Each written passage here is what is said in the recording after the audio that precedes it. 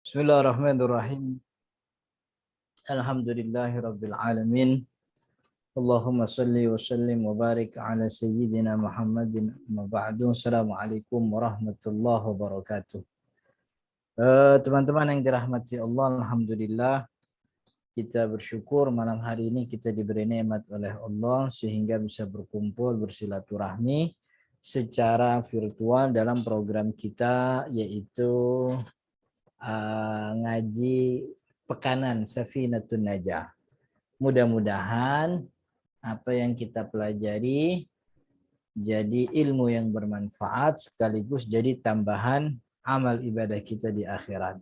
Salawat dan salam kita sampaikan kepada Nabi Muhammad SAW beserta keluarga dan juga para sahabatnya dengan harapan dan doa. Mudah-mudahan kita termasuk orang yang mendapatkan syafaat Rasul Sallallahu Alaihi Wasallam di hari kiamat nanti. Amin ya rabbal alamin. Yang akan kita pelajari lumayan banyak nih. Ada berapa 3 hal ya. Qala al-musannifu rahimahullahu ta'ala wa nafa'ana bihi wa bi'ulumihi fid darain. Amin ya rabbal alamin. Faslun man intaqadha wudu'uhu haruma alaihi arba'atu asya. Kata Syekh Salim bin Sumair, man intaqadha wudu'uhu haruma alaihi arba'atu asya. Siapa orang yang batal wudunya, berarti dalam artian siapa orang yang berhadas kecil, haruma alaihi arba'atu asya, dia diharamkan 4 perkara.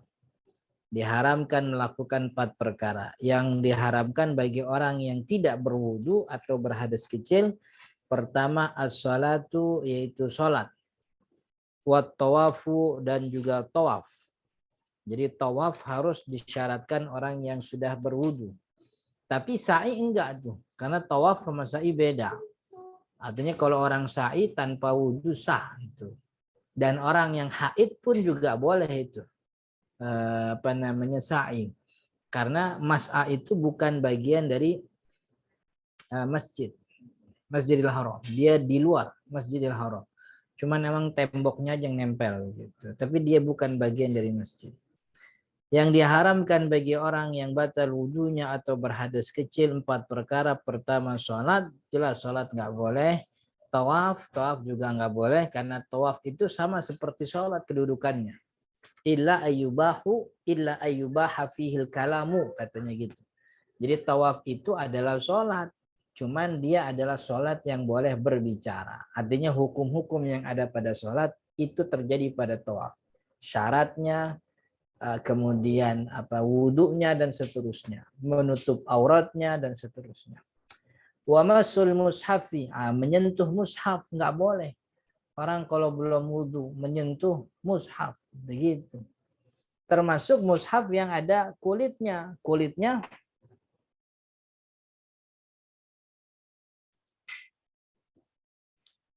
Nah ini nih, saya punya contoh mushaf. Jadi ini mushaf, tapi ini terjemah ya. Kalau terjemah itu tidak memenuhi kriteria mushaf gitu. Katakanlah ini mushaf. Ini juga bagian dari mushaf nih, kulitnya nih. Cover itu juga bagian dari, jadi nggak boleh juga disentuh bagi orang yang tidak berwudu. Jadi definisi mushaf itu adalah kalamullah al-maktub baina daffatil kitab. Kalamullah yang tertulis di antara 2 sisi buku.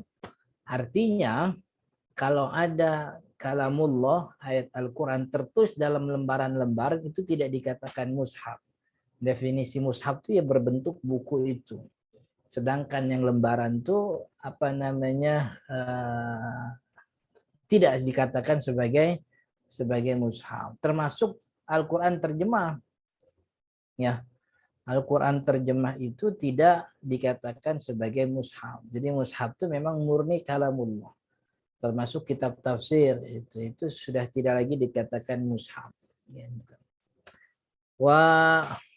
Cuman memang daripada mempermasalahkan definisi mushaf, Pokoknya selama itu ada ayat Al-Qur'annya begitu, apalagi dia berbentuk Al-Qur'an walaupun ada terjemahnya, sebaiknya tidak menyentuhnya kecuali dalam keadaan berwudu. Begitu.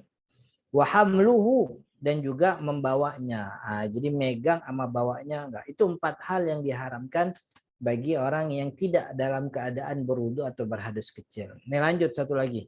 Wa yahrumu 'alal junubi sittatu asya'. Tapi kalau orang junub diharamkan 6 perkara. 4 yang diharamkan oleh orang yang berwudu, itu 4 yang diharamkan oleh orang yang berhadas kecil, itu juga dilarang bagi orang junub. Tambahannya, makanya tuh diharamkan bagi orang yang junub 6 perkara. Yang pertama salat, yang kedua tawaf, yang ketiga masul mushaf, urutannya sama. Yang keempat hamlul mushaf, bawa mushaf, nenteng mushaf maksudnya. Jadi kalau kita punya tas, di dalam tas itu cuman ada mushaf, itu nggak boleh. Gitu. Tapi kalau di dalam tas itu ada selain mushaf, ada buku, ada pulpen, ada pakaian misalnya, dan kita niat bahwa itu niatnya mau nenteng pakaian, itu nggak ada masalah. Selama ada barang lain selain mushaf. Tapi kalau di tas itu cuma ada mushaf, nggak boleh kita tenteng kalau dalam keadaan tidak berwudu. Gitu. Jadi itu 4 yang diharamkan di dalam orang yang tidak berwudu, itu juga diharamkan oleh orang yang junub. Nah, cuman tambahannya ada 2 nih kalau junub. Yang kelima, al-lubsu fil masjidi, yaitu diem di masjid. Al-lubsu itu diem. Makanya orang yang junub nggak boleh etikaf, karena etikaf itu syaratnya adalah al-lubsu, yaitu diem. Diam di masjid begitu. Termasuk yang dikatakan diam, yang dikatakan al-lubsi itu adalah at-taraddudu, yaitu mondar-mandir. Dia kagak diam, cuman mondar-mandir. Mondar-mandir. Tapi kalau sekedar lewat mah nggak apa-apa. Ya, yang nggak boleh itu taraddud, mondar-mandir. Gitu. Kemudian yang keenam yang tidak boleh dilakukan bagi orang yang sedang junub, yaitu qiraatul Quran, baca Quran. Nah, yang junub nggak boleh megang, nggak boleh baca juga mushaf, nggak boleh megang mushaf, nggak boleh baca mushaf. Tapi kalau orang yang berhadas kecil yang diharamkan megang mushaf aja, sedangkan baca Qurannya boleh. Orang yang berhadas kecil nih nggak punya wudhu, megang jangan. Tapi kalau baca boleh. Artinya kalau dia menemukan ada surat, ada ayat Al-Qur'annya, atau dia sedang mengingat hafalannya, itu nggak ada masalah gitu. Jadi orang yang haid, yang junub itulah yang diharamkan untuk membaca Al-Qur'an. Qiraat, kalau di sini jelasin qiraatul Quran biqasdil qira'a wahdaha, dengan niat emang baca Quran dengan niat baca. Tapi kalau ada orang yang baca dengan niat zikir, karena mungkin ada rutinan zikir, yang rutinan zikirnya itu di dalamnya ada ayat Al-Quran, kan ya? Seperti orang membaca doa Rabbi habli minas salihin, Rabbi hadzarni fa, itu kan jadi doa. Doa itu bagian daripada zikir, nggak ada masalah. Jadi zikir nggak ada masalah. Maka kalau ada orang yang zikirnya ada ayat Al-Quran di dalamnya dan dia dalam keadaan junub, nggak ada masalah. Kan ya, dalam keadaan junub dia kemudian, kalau lagi junub kan zikir mah nggak apa-apa.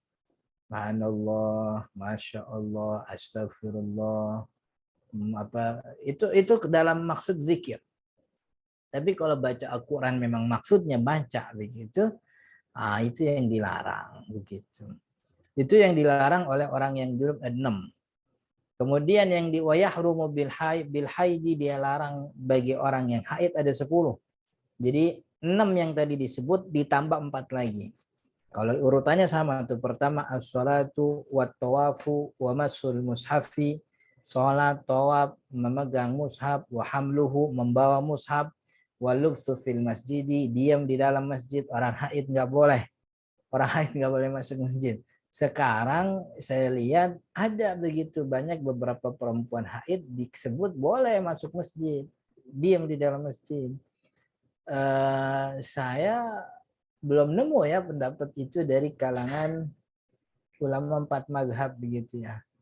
Nah, mungkin ada beberapa ulama yang menyebutkan, tapi dari ulama 4 mazhab saya sependek yang saya pelajari belum ada.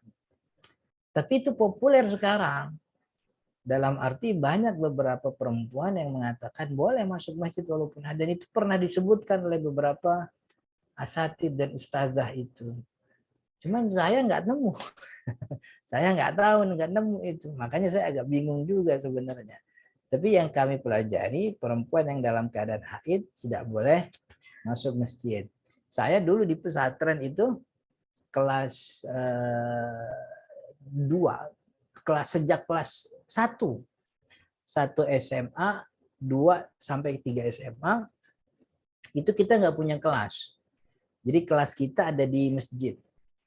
Jadi anak kelas 1 SMP punya kelas, 2 punya kelas, 3 punya kelas. Nah, saya kelas 2 kalau nggak salah, 2 dan 3. Kelas 2 SMA dan 3 SMA, itu unit kelasnya belum ada, belum dibikin. Iya, keterbatasan biaya waktu itu.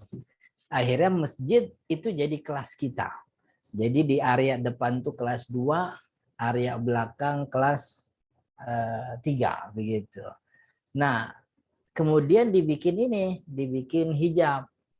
Jadi santri putra dengan santri putri kelasnya sama, begitu di masjid, cuman santri putri di sebelah sono. Nah, karena ini masjid, jadi disiapin bangku di depan masjid, latar masjid, tapi bukan masjid, itu di latarnya, di lapangannya, itu untuk santri putri yang dalam keadaan haid. Jadi dia nggak boleh ikut masuk ke dalam masjid, begitu. Itu yang saya yang dari dulu diajari seperti itu. Memang perempuan haid tidak boleh masuk ke dalam masjid, tidak boleh diam di dalam masjid. Kalau cuman masuk lewat nggak ada masalah. Tapi diam di masjid itu yang dilarang, begitu. Walubsu fil masjid wa qiraatul Quran, termasuk baca Al-Quran. Tapi kalau bacanya dalam bentuk zikir, begitu ya, dalam bentuk zikir itu tidak ada masalah. Yang dimaksud baca itu memang baca. Dia buka mushaf, dia baca. Dengan tujuan baca Al-Quran. Gitu. Mudah-mudahan bisa dibedain antara zikir baca Al-Quran sebagai Al-Quran dengan baca ayat Al-Quran sebagai zikir atau sebagai doa. Kan kita sering diajarin kalau minta jodoh, doanya ada di ayat Al-Quran. Rabbi la tadharni fardan wa anta khairul warithin. Kan begitu. Itu kan ayat. Kalau itu kita ulang-ulang sebagai doa, itu nggak baca Al-Quran namanya. Ada doa biar minta anak, Rabbi habli minas shalihin, kan begitu. Nah, itu kalau kita baca dengan niatan doa, itu jadi doa, jadi zikir, bukan baca Al-Quran. Itu nggak ada masalah. Ini yang dilarang tuh kalau emang beneran baca Al-Quran. Gitu. Emang niatnya sebagai baca Al-Quran. Wa hamluhu wa lubsu fil masjid wa qiraatul Quran. Ini yang dilarang junub ya, sama nih. Nah, kalau haid nambah lagi, wa saumu, baik itu berpuasa. Orang yang haid di dalam berpuasa. Wa talaku, dan juga tolak. Maksudnya tolak gimana? Orang haid itu kalau ditalak oleh suaminya berdosa. Karena mentalak istri dalam keadaan haid itu namanya talak bid'i. Talak bid itu talak haram gitu. Jadi si lakinya dosa. Lalu kewajibannya apa? Kewajibannya dia harus rujuk lagi gitu. Kalau mau ceraiin entar nunggu haidnya selesai. Jadi tolak dilayangkan kepada istri yang sedang dalam keadaan haid itu hukumnya haram. Tapi talaknya terjadi. Dosa cuman pelakunya, pelaku talak ya suami gitu. Wattalaku wal mururu fil masjidi in khafat talwisuhu. Ditambah ini. Kan tadi saya bilangnya diam di masjid, kalau lewat mah nggak apa-apa. Tapi wal mururu fil masjidi in khafat talwisuhu, dan melewati masjid kalau dikhawatirkan mengotori.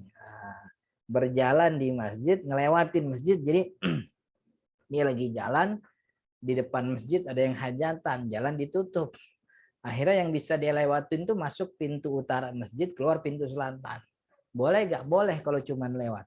Nah, tapi dilarang kalau dikhawatirkan ada darah yang berceceran, akhirnya mengotori masjid. Dan itu nggak terjadi sama kita sekarang. Perempuan kita alhamdulillah pada punya duit beli pembalut. Kalau dulu mungkin iya begitu ya. Kalau dulu mungkin iya, orang berecetan kemana-mana. Kalau sekarang alhamdulillah. Dan yang ke-10, ya, yang ke-10 adalah al-istimta'u baina as-surrati war-rukbati, yaitu di sini artinya bersenang-senang. Ya benar sih bersenang-senang. Maksudnya tuh bercumbu. Bercumbu. Perempuan haid kalau dia punya suami boleh gak Ustadz? Kalau dia ciuman boleh. Bercumbu boleh. Bercumbu silahkan. Cuman ada batasan antara pusar dan lutut, itu bagian yang haram untuk dicumbui. Selain itu silahkan, gak ada masalah. Maka sebisa mungkin kalau perlu dilakban tuh bagian itu tuh.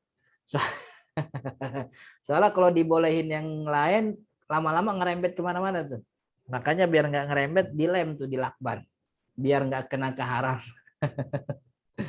Iya, biar nggak kena keharaman. Kalau kita buka kitab yang lebih besar, banyak itu semacam warning. Salah satunya kan anak yang lahir karena sebab pergaulan di masa haid itu akan punya penyakit, bawa macam-macam. Kemudian juga disebutkan dalam kitab Kifayatul Akhyar, orang yang melakukan jima sengaja di waktu istrinya haid, maka dia wajib bayar kafarat. Kafaratnya satu dirham untuk setiap kali pergaulan, gitu. Satu dirham untuk orang miskin, gitu. Tapi itu bukan kewajiban, itu anjuran saja. Yang pasti bahwa memang ini keharaman. Jadi perempuan yang dalam keadaan haid tidak boleh dicumbui pada bagian itu. Selain bagian antara pusar dan lutut itu silahkan begitu. Tetapi kalau nikah mah boleh, melakukan akad nikah nggak dilarang. Cuman malam pertamanya perek kan begitu. Malam pertamanya ditunda sampai dia beres. Dan itu sangat ini ya, kurang gimana begitu. Jadi itu 10 hal yang dilarang oleh syariat kepada orang-orang yang dalam keadaan haid. Jadi nggak berwudu 4, kalau junub tambah jadi 6, kalau haid tambah jadi 10. Wallahu taala alam. Insyaallah kita lanjut besok minggu depan. Jadi kita masuk asbabut tayamum, sebab-sebab orang tayamum insyaallah di minggu yang akan datang, sebabnya 3 perkara. Mudah-mudahan bermanfaat. Kita cukupkan, kita buka sesi tanya jawab dan diskusi. Masih cukup banyak waktunya, jadi biar banyak pertanyaan gitu, biar berkembang, dan juga kajiannya biar menampung banyak masalah. Wallahu taala alam. Assalamualaikum warahmatullahi wabarakatuh. Silahkan Mas Dimas. Waalaikumsalam warahmatullahi wabarakatuh. Baik Pak Ustadz, ke Amrik ketemu Ahmad. Syukron, mantap banget tadi Pak Ustadz. Ya teman-teman semua, tadi kita udah dengar banyak banget. Ternyata saya juga baru tahu, oh ternyata ini nggak boleh. Baru tahu juga ternyata kalau misalnya isi lagi head, berarti ada banyak banget yang baru tahu tadi. Apalagi yang tadi juga udah ditegaskan lagi itu tadi, yang hadas kecil apa yang nggak boleh, hadas besar apa yang nggak boleh. Pak Ustadz, ini sebelum ini saya mau konfirmasi ulang nih Pak Ustadz, tadi mungkin ada sedikit typo ya tadi ya. Mas Hendy boleh share lagi nggak tadi ini Pak Ustadz yang nomor 10 nih Pak Ustadz. Ini maksud typo kan ya? Wanita yang sedang haid tidak boleh melakukan 10 hal berikut. Poin 10, bersenang-senang dengan istri. Maksudnya bersenang-senang kali ya di antara pusar dan lutut, antara pusar dan lutut kali ya Pak. Bersenang-senang ya, dengan suami. Nggak pakai dengan istri lagi. Iya. Oh, oke. Ya. Harusnya dengan berarti suami. ada sedikit. Ya, berarti ada typo Pak Ustadz ya. Iya. Ya, dan oke. Yang lebih tepat kan nggak bersenang-senang. Yang lebih tepat tuh bercumbu. Oh iya. Ini yang bahasanya emang ini halus banget nih Pak Ustadz, demen banget ya kayak gini nih. Berarti nanti besok buat yang berkeluarga langsung Bu bersenang-senang ya Bu. Bersenang apa nih? Enggak, jajan makanan malam-malam gitu. Ya, sahabat-sahabat Fitya semuanya, pastinya sahabat Fitya mungkin sekarang udah banyak pertanyaan atau ingin mempertegas atau bertanya kepada Pak Ustadz terkait dengan apa yang sudah disampaikan sama Pak Ustadz. Saya persilakannya saya bersama teman-teman bisa lewat chat atau mungkin bisa langsung open voice atau mungkin bisa langsung open cam juga boleh. Dipersilakan teman-teman. Mas Dimas mau nanya dong. Silakan Mbak Citra. Ya. Assalamualaikum warahmatullahi wabarakatuh, Ustaz. Assalamualaikum warahmatullahi wabarakatuh. Izin nanya, mungkin lebih memperjelas tentang nggak bolehnya wanita haid di dalam masjid. Satu tadi, apakah ini masih berlaku karena karena sekarang kan poin takut akan mengotori masjidnya, insya Allah nggak terjadi gitu ya, Ustaz. Lalu kalau masih berlaku itu untuk semua kegiatan, termasuk kalau misalnya mendatangi kajian yang memang rutin didatangi, atau gimana, Ustaz? Apakah saya pernah dengar kalau untuk pendidikan tuh masih boleh gitu. Lalu terakhir, batasan masjid tuh segimana ya, Ustaz? Apakah di teras masjid juga termasuk nggak boleh untuk hadir ketika haid? Gitu, Ustaz. Syukran, Ustaz. Assalamualaikum warahmatullahi wabarakatuh. Assalamualaikum warahmatullahi wabarakatuh. Jadi ada dua tuh yang dilarang oleh Allah untuk perempuan haid. Pertama, diam di masjid. Yang kedua, lewat masjid, nyebrang masjid kalau dikhawatirkan kotor. Nah, kalau nyebrang masjid dikhawatirkan kotor kan nggak mungkin terjadi lagi sekarang. Karena perempuan ini sudah punya pembalut dan sudah, ya mereka sudah, kalau bahasa kerennya well educated kan begitu. Kan ya. Ini larangan yang ke-9 tadi itu. Tapi larangan yang nomor 6, diam di masjid itu masih ada.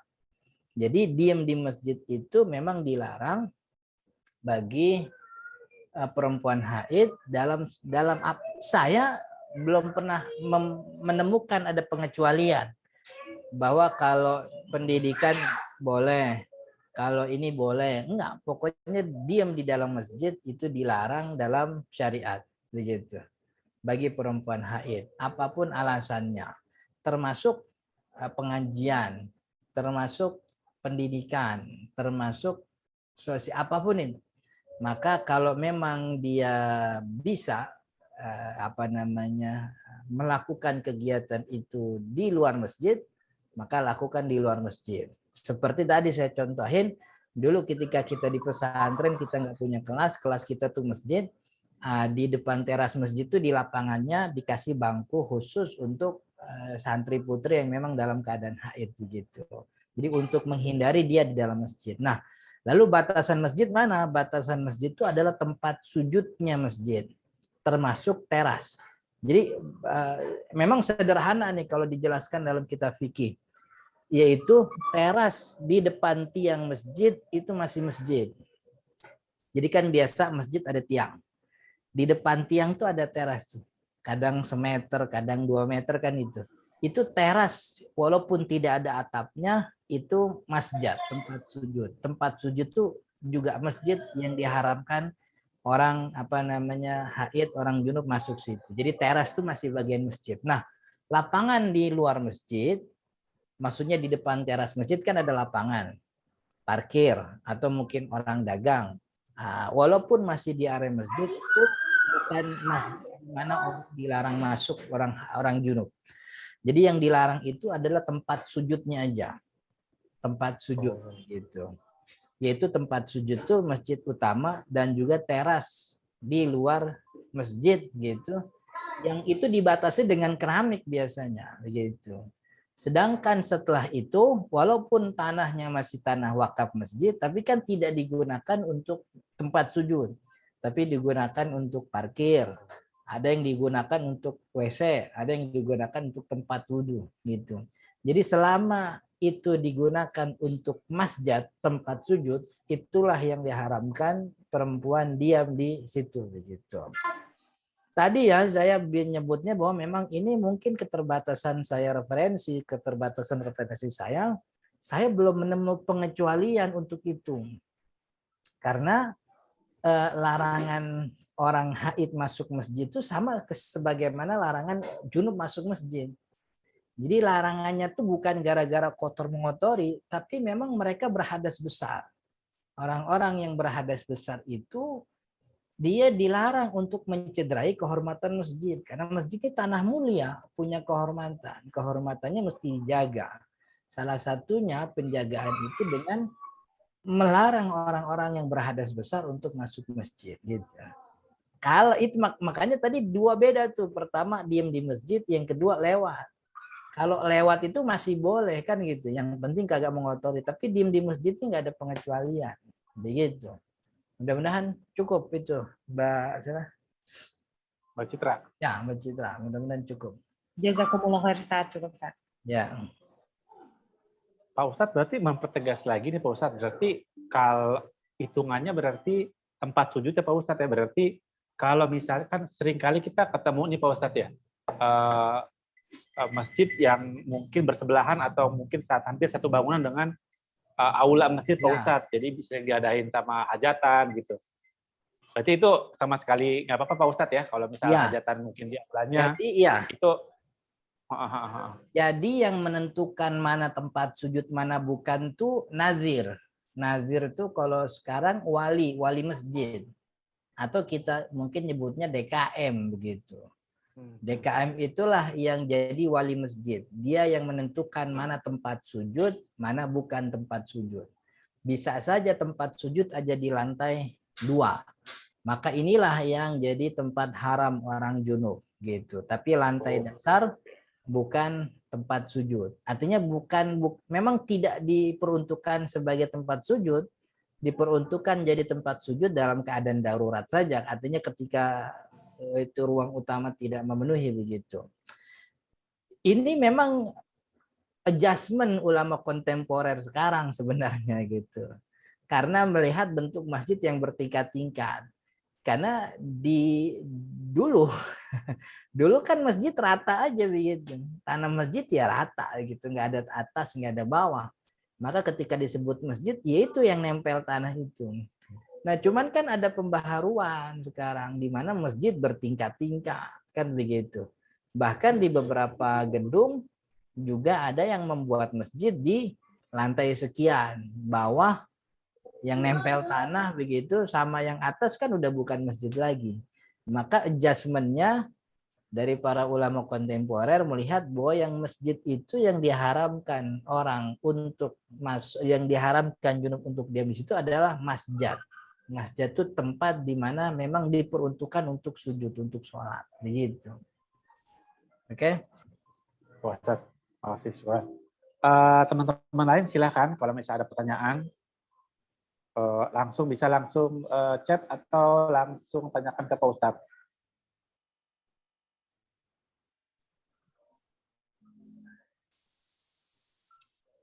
Itu dia raise hand tuh Mbak Ayu.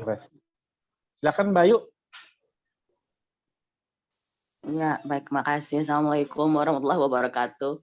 Assalamualaikum warahmatullahi wabarakatuh. Mau nanya nih Pak Ustadz, ini kan kalau wanita yang sedang haid tidak boleh tawaf. Gimana ceritanya kalau ternyata lagi umroh atau lagi ibadah haji nih, tiba-tiba datang.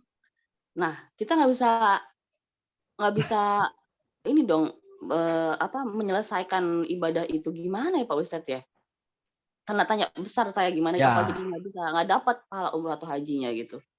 Ya, kalau umroh kan bisa kapan aja. Artinya ketika dia datang haid, ya nyantai aja dulu nunggu sampai sekiranya biasanya kan kalau umroh jatahnya 4-3 ya, 4 di Mekah, 4 hari di Mekah, 3 hari di Madinah.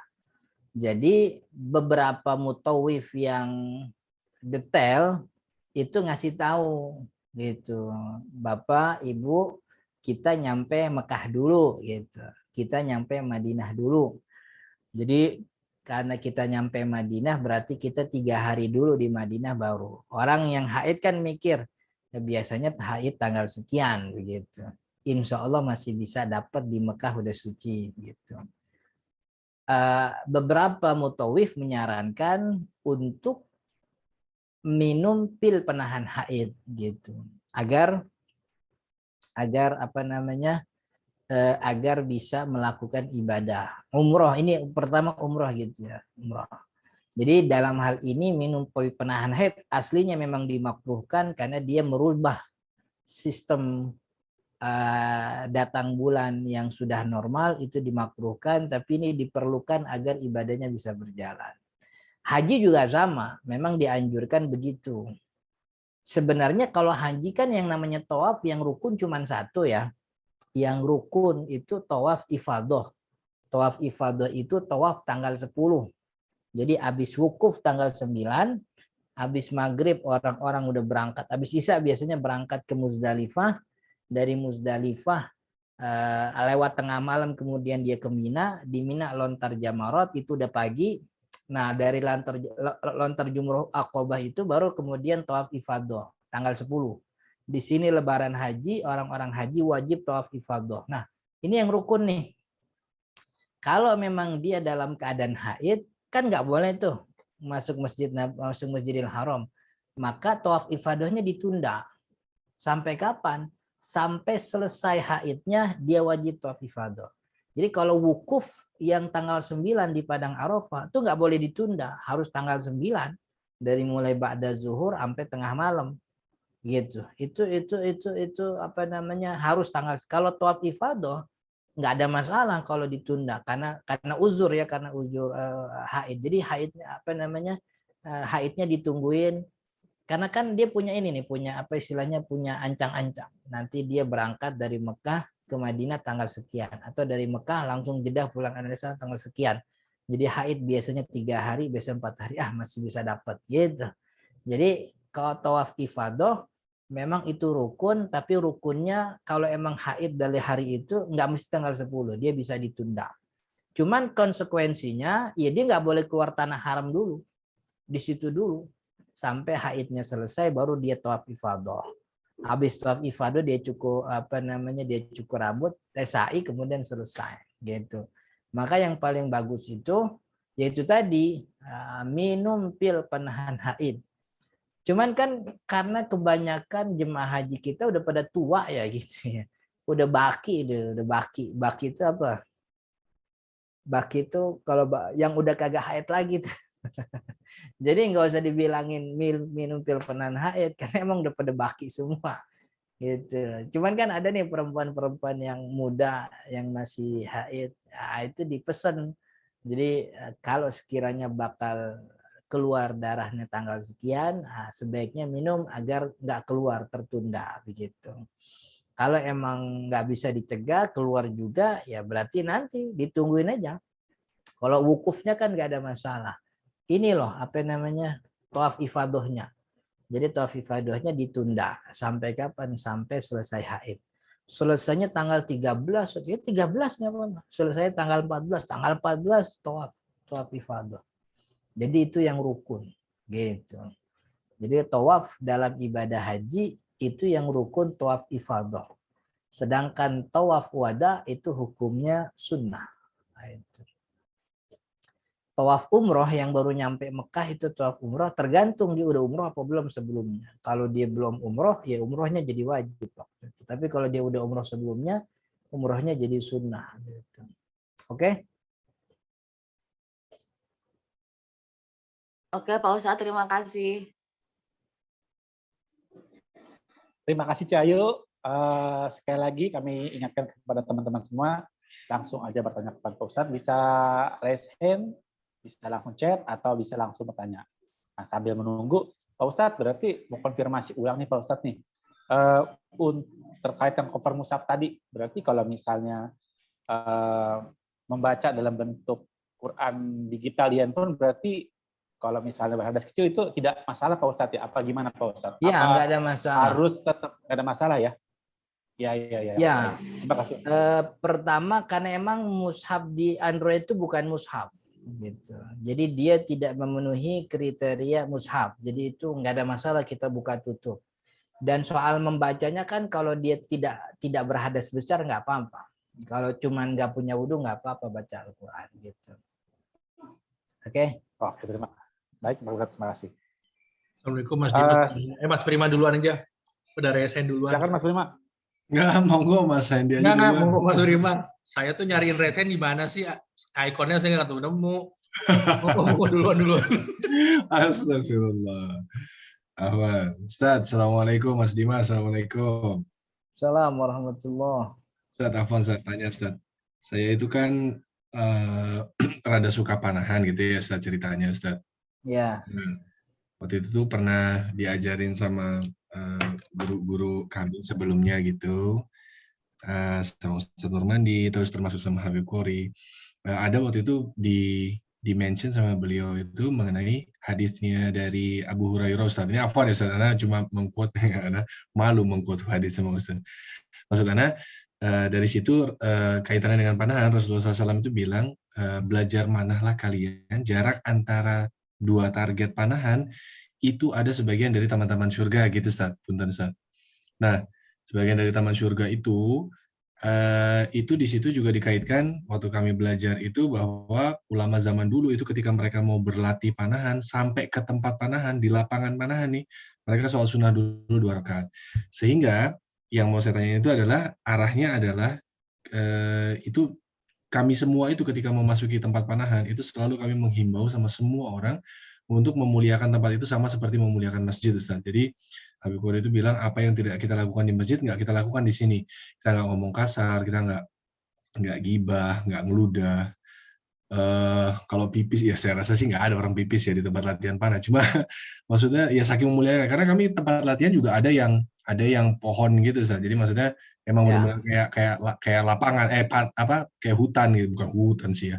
Ya gitulah Ustaz ya. Maksudnya alami gitu. Nah, itu seperti itu memuliakannya. Nah, pertanyaan saya adalah apakah artinya kalau orang sedang tidak boleh haid itu sedang haid itu artinya jadinya tidak boleh masuk tempat area panahan juga Ustaz karena kemuliaan tadi. Afwan Ustaz.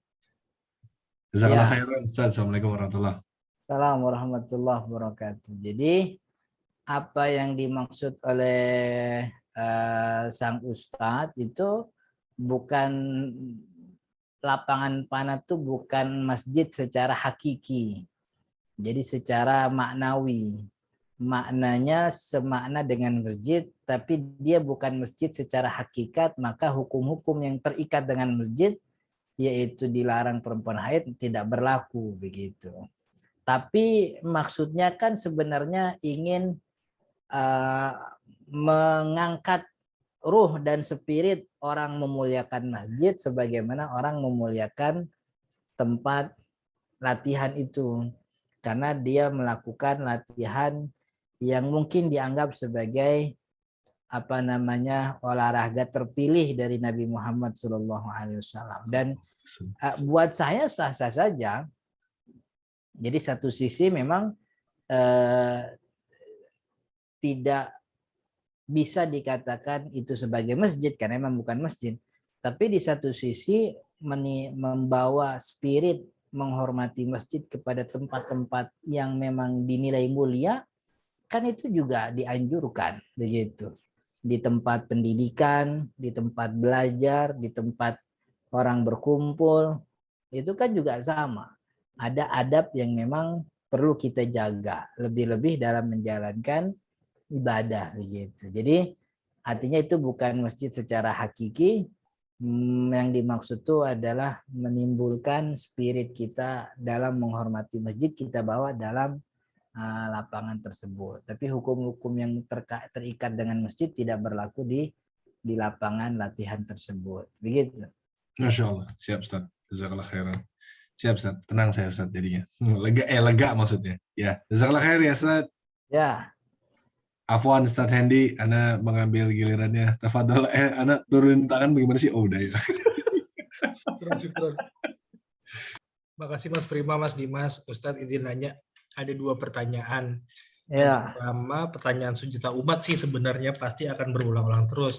Tentang hukum wanita haid membaca Quran itu kan ada yang tetap kekeh, nggak apa-apa kalau bacanya di handphone karena nggak melihat. Terus gimana kalau yang bacanya lewat hafalan, tidak membaca tulisannya? Itu yang harus kita lakukan apa sih Ustadz? Maksudnya terus ambil pendapat yang mana? Itu yang pertama Ustadz. Yang kedua terkait mushaf. Kadang-kadang ada orang yang suka bawa mushaf kecil atau sedang gitu di tasnya Ustadz. Perempuan, laki-laki. Tanpa sengaja dia masuk WC, tapi nggak nyadar, lupa gitu. Terbawalah itu mushaf ke dalam WC. Itu berdosakah kalau kayak gitu Ustadz? Ya, pertama soal perempuan haid gitu ya.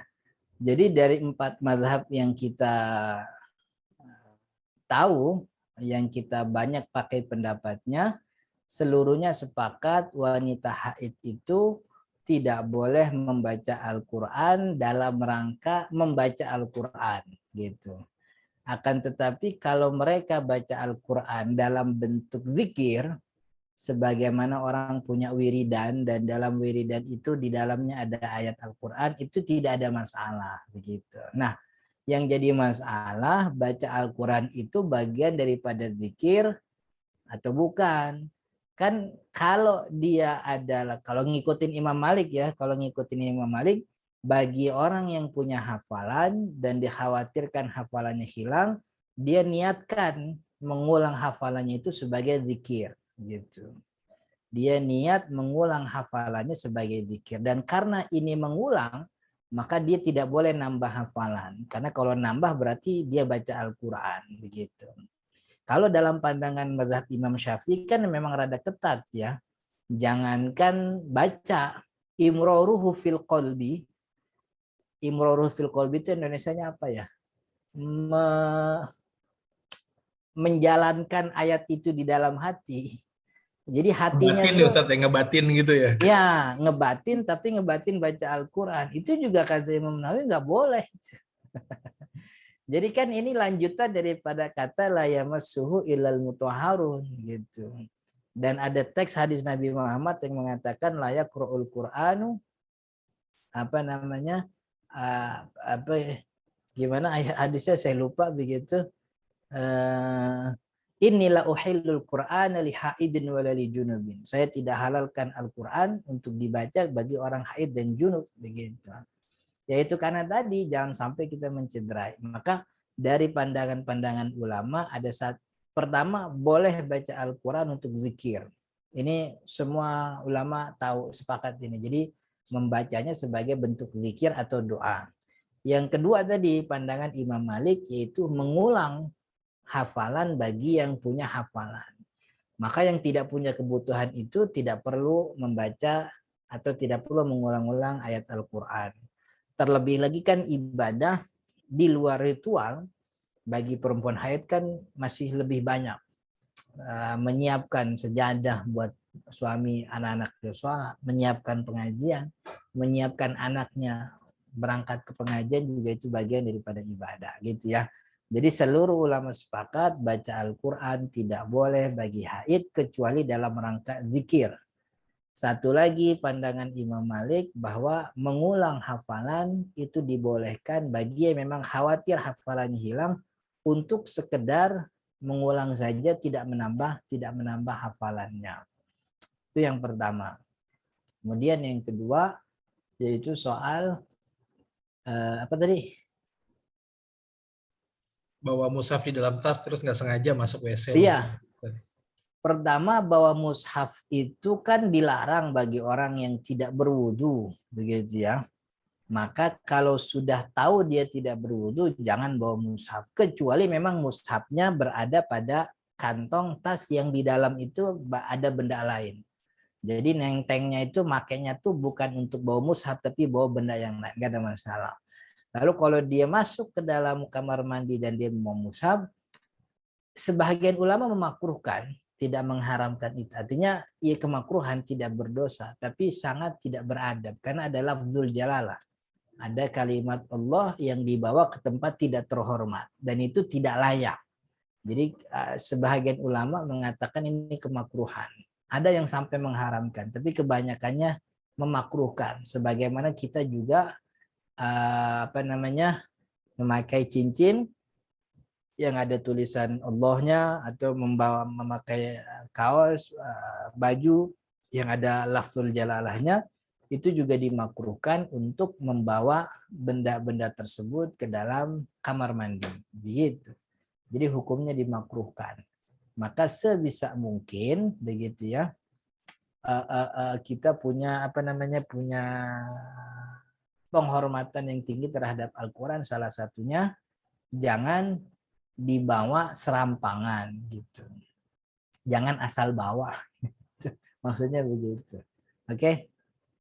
Baik Ustadz, makasih. Ustadz, maaf ada lanjutan yang chat saya. Ya. Terlanjut terkait pertanyaan pertama. Kalau dengerin dari YouTube dan ngikutin berarti nggak boleh juga ya terkait tadi perempuan haid baca mushaf.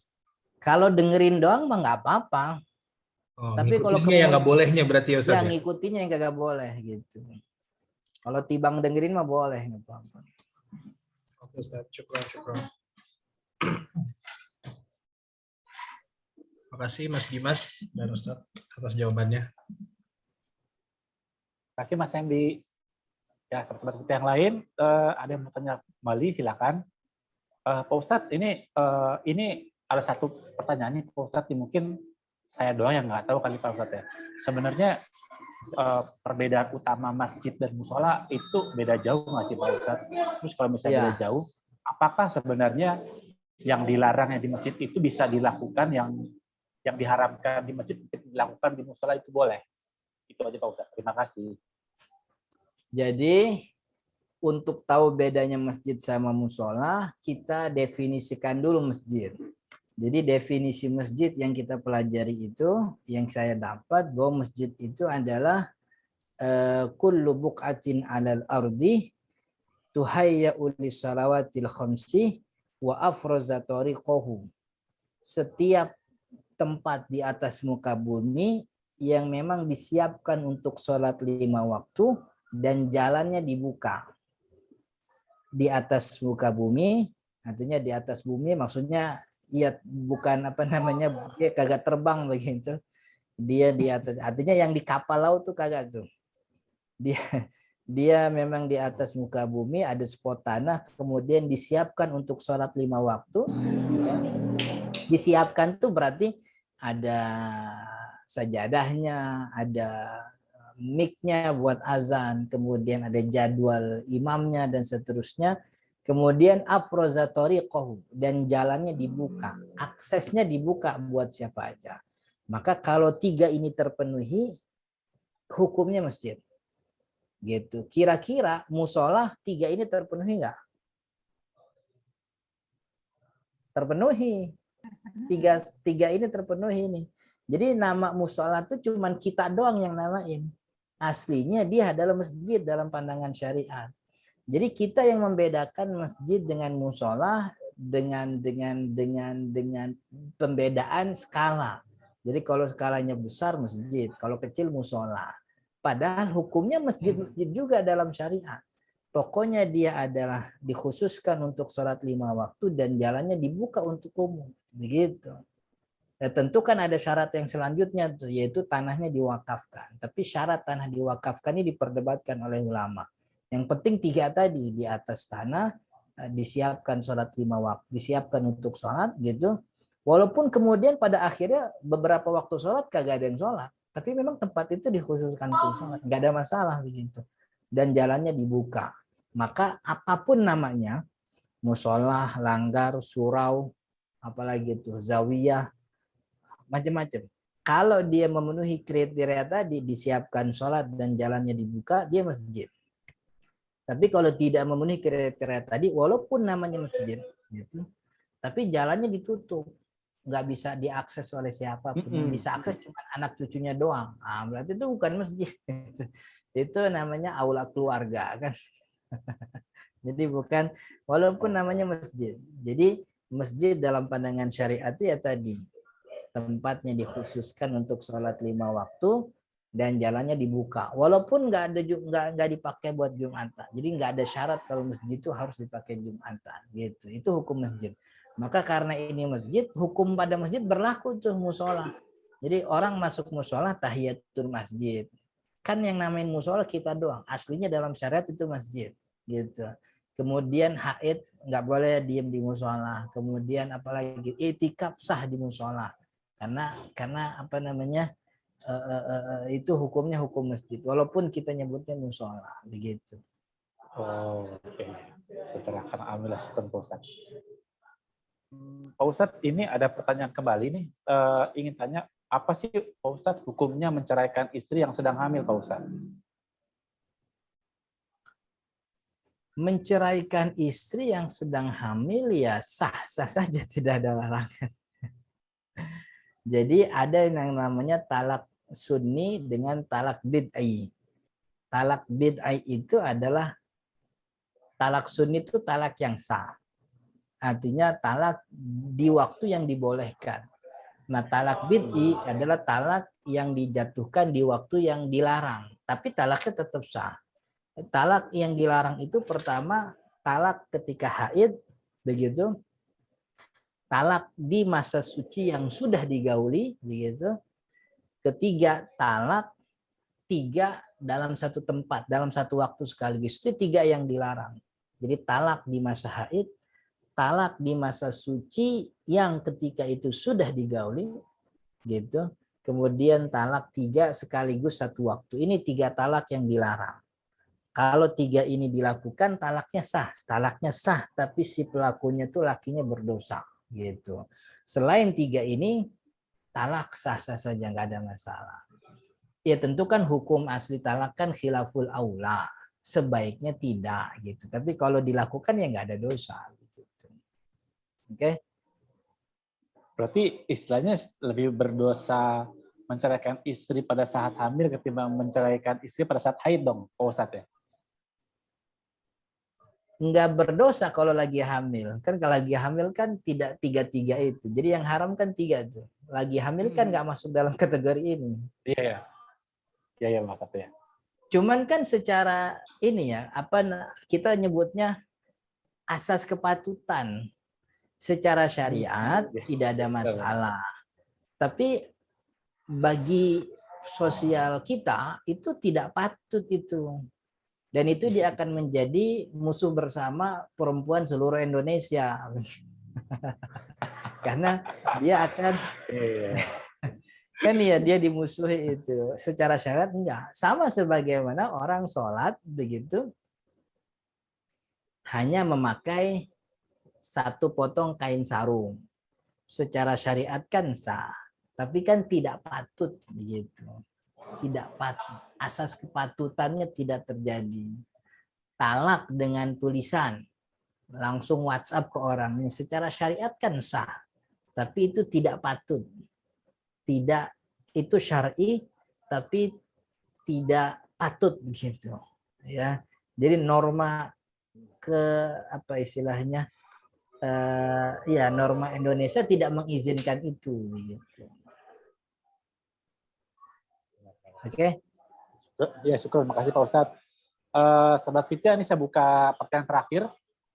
Silakan Sahabat Fitya, kalau misalnya yang mau nanya, langsung aja. Berarti ini nggak usah pakai resen aja, bisa langsung.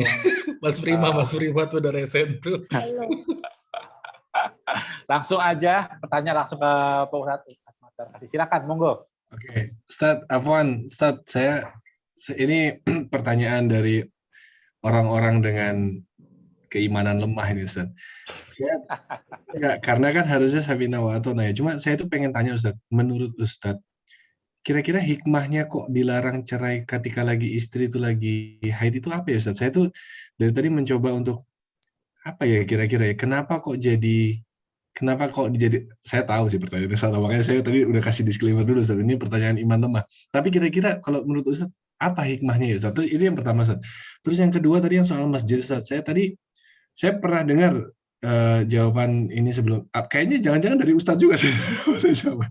Jadi waktu itu, karena waktu itu kalau nggak salah saya tanya tuh, saya memang search atau memang pas lagi kajian Ustadz, karena waktu itu kita mau mencoba mengkategorikan masjid dari kantor itu masjid atau bukan. Nah, syaratnya waktu itu dari Ustadz itu dia harus dibuka kapan aja. Artinya kalau misalnya itu cuma bisa untuk orang kantor kita, berarti itu bukan masuk masjid. Terus diadakan 5 waktu sholat. Nah, Jumatan waktu itu memang enggak, cuma ada satu lagi, Ustadz. Nah, ini yang saya mau klarifikasi. tidak boleh dipakai untuk sesuatu yang lain. Jadi maksudnya misalnya contoh gini, tempat itu kadang jadi ruang meeting, kadang nanti jadi masjid tempat sholat. Itu nggak boleh, gugur kewajiban, gugur tempat. Nah, terus tapi pertanyaan saya gini, terus kalau misalnya tempat masjid tapi kadang dipakai kawinan gitu, itu jadi gugur juga ke masjidannya atau enggak, Ustaz? Afwan, Ustaz. Itu pertanyaan Ana, Ustaz. Afwan.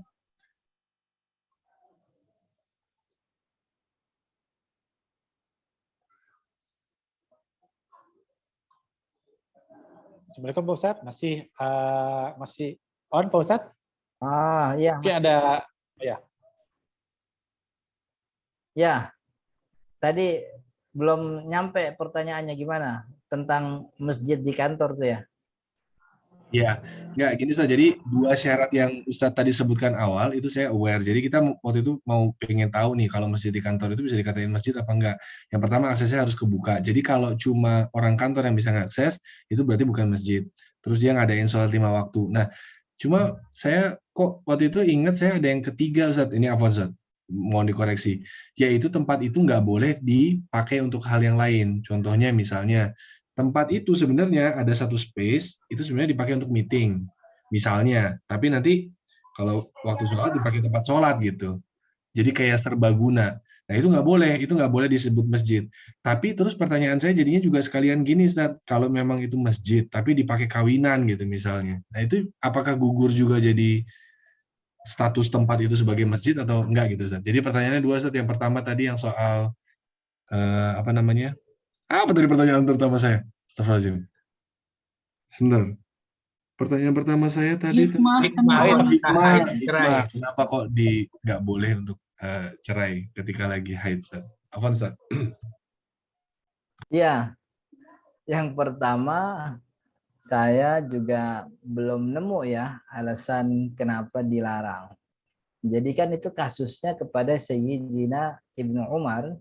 Jadi Sayyidina Ibnu Umar radhiyallahu an dulu pernah menceraikan istrinya dalam keadaan haid. Lalu Nabi Muhammad SAW menegur Ibnu Umar, kemudian memerintahkannya untuk merujuk kembali. Begitu. Saya belum teliti apa hikmahnya, jadi saya belum bisa menjelaskan. Gitu. Mungkin karena dalam keadaan haid itu kan perempuan memang ditinggal oleh suaminya, dalam arti kan tidak digauli gitu. Jangan ceraikan, pisahkan ketika dia tidak digauli. Mungkin kau bisa gauli, jadi ada sesuatu yang mungkin menarik hati, membuat dia urung untuk menceraikannya karena sudah mendapatkan apa yang dia mau dalam keadaan suci. Jadi maksudnya dalam keadaan haid itu ya salah satu hikmahnya kan itu yang secara yang zahir begitu ya, karena perempuan sedang haid itu kan tidak digauli. Laki-laki tidak cukup sabar untuk itu, makanya Nabi Muhammad minta sabar dulu, nanti waktunya suci ternyata engkau tertarik kan jadi ditunda perpisahan itu. Makanya ketika Ibnu Umar itu menceraikan istri dalam keadaan haid, Nabi Muhammad langsung buru-buru nyuruh rujuk lagi, tunggu sampai suci baru diceraikan. Dan akhirnya kan nggak cerai itu Ibnu Umar. Sayyidina Ibnu akhirnya nggak cerai itu. Ketika suci pun kagak diceraikan lagi. Itu mungkin hikmah yang saya lihat secara zahir, tapi saya belum teliti apa kata ulama soal ini. Kemudian yang kedua soal itu tadi, jadi definisinya yang tuhayya li salawatil khamsi, disiapkan untuk sholat 5 waktu. Disiapkan itu berarti memang kegunaan untuk sholat 5 waktu menjadi kegunaan primer gitu. Sehingga kegunaan untuk hal lain menjadi sifatnya istilahnya opsional. Sedangkan utamanya itu untuk 5 waktu. Dia digunakan mungkin untuk rapat, ya silahkan. Masih tetap dikatakan masjid selama rapatnya itu tidak mengganggu kegiatan 5 waktu. Karena 5 waktu yang jadi utama. Tapi kalau kegiatan sholat 5 waktu juga terhalangi untuk kegiatan non ibadah, berarti tidak memenuhi syarat masjid tadi begitu. Jadi itu yang maksudnya tuhayya li shalawatil khams. Memang disiapkan untuk sholat 5 waktu. Jadi sholat 5 waktu menjadi fungsi utama.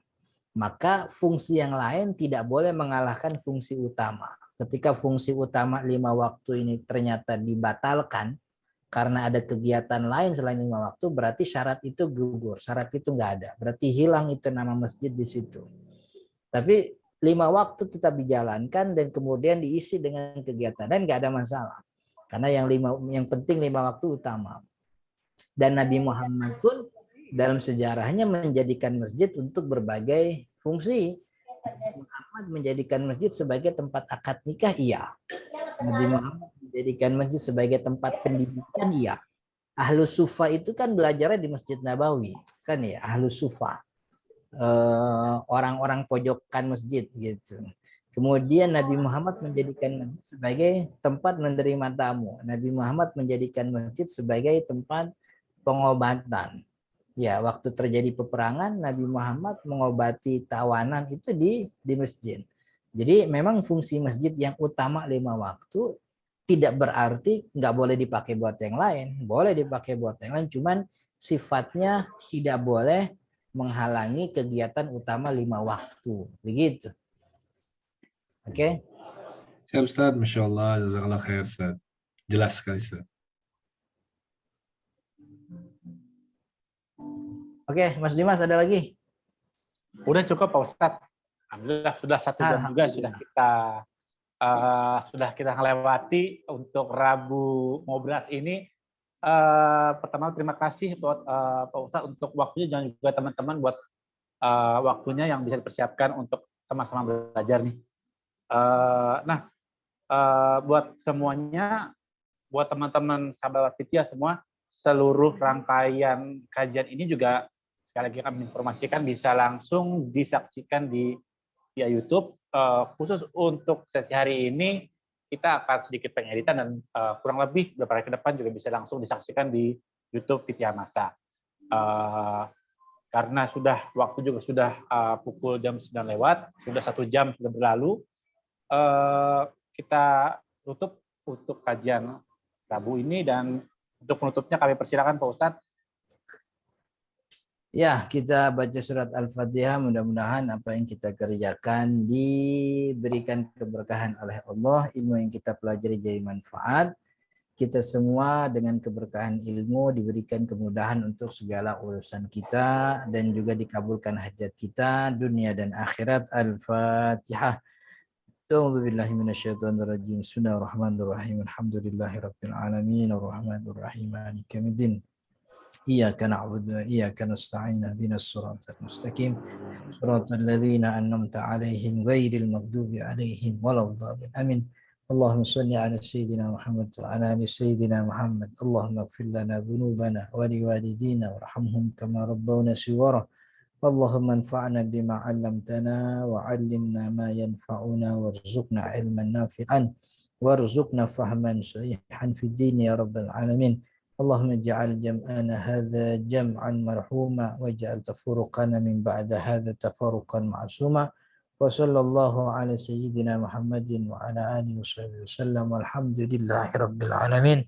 Assalamualaikum warahmatullahi wabarakatuh. Saya mohon pamit Mas Dimas, Mas Hedi, dan yang lain-lain, Mas Prima. Terima kasih Ustadz. Jazakallah khair. Jazakallah khair Ustaz. Assalamualaikum.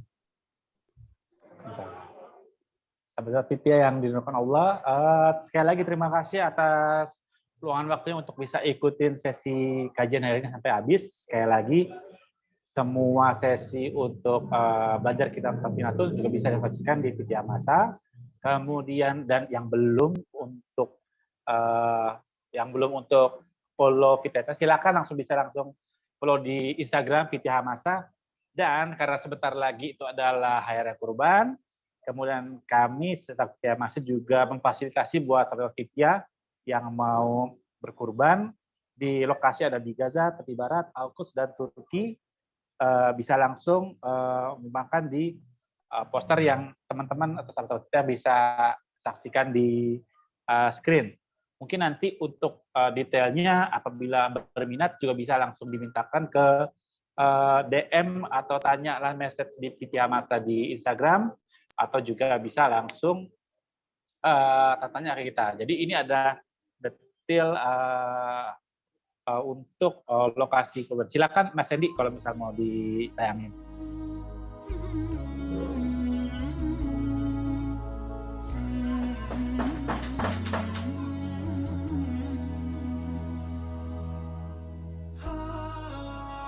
زي ما انتم شايفين والله وضع البيت اللي احنا فيه ووضعنا كيف احنا عايشين يعني وضع البيت بسمحش يعني للسكنة والهذا ويعني كمان اولادنا بموتوا من الشوق ونايلون دارنا وما فيش يعني ولا غرفة ولا حاجة ومحتاجة وبنعمل على النار وما فيش يعني اكل بنعمل على الغاز وحاجة واحنا بنستنى والله عيد الاضحى يجي ويجوا لنا ظرف اللحمة يعني زي ما انتم شايفين الوضع اللي احنا فيه ولا أكل ولا شرب لأولادي.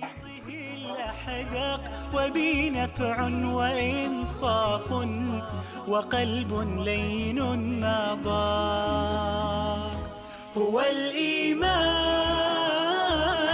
يرسم لي حياتي به يسمو فتشرق أمنياتي أنا كالغيث تعشقني. السلام عليكم، أهلا وسهلا بكم.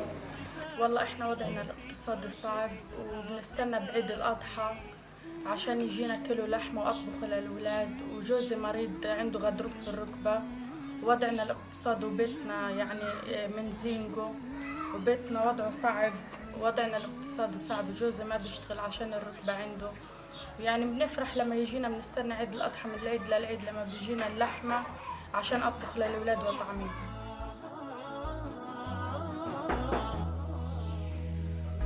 وبانت في سماواتي جمال ونبل غاياتي إذا قدمت معروفا لغيري. والله الوضع صعب زي ما انتم شايفين وبنستنى عيد الأضحى يجينا عيد الأضحى عشان الأولاد مش مشتهين اللحم، بيشوفوش اللحم إلا من العيد للعيد.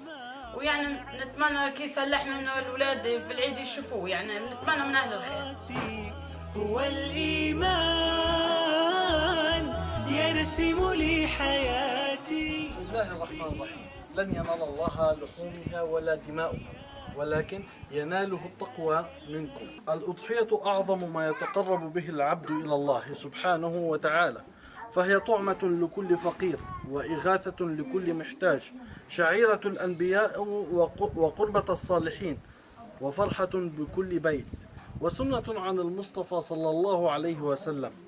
الأضحية في كل بلاد العالم هي للأجر والثواب، لكنها في فلسطين وقطاع غزة على وجه الخصوص تحمل رسالة الدعم والصمود والثبات لأهل غزة لما يعانيه القطاع من ظروف اقتصادية وصحية غاية بالصعوبة وحروب متتالية.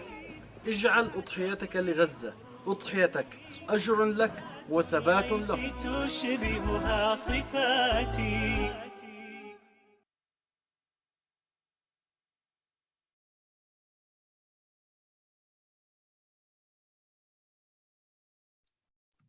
Mas Dimas, Afwan masih ke mute, Mas.